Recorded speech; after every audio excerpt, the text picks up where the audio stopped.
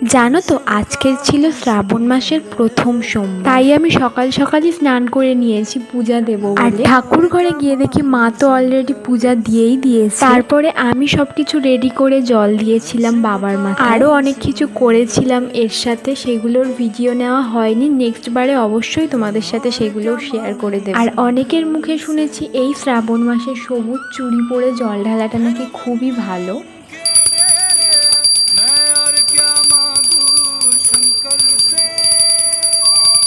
আর জানো তো আমাদের এই শিবলিঙ্গগুলো অনেক দিনের পুরনো। ঠাকুর ঘরের পূজা কমপ্লিট করে আমি আর মা চলে গিয়েছিলাম আমাদেরই মন্দিরে। সেখানে গিয়েও ঠাকুরকে দুধ আর বেলপাতা দিয়ে একটু স্নান করিয়েছিলাম। আর এই স্নান করানোরও অনেক নিয়ম রয়েছে, সেগুলো আমি তোমাদের সাথে পরের বার শেয়ার করব। আর তারপর আমি আর মা পূজা দিয়ে বাড়ি চলে এলাম।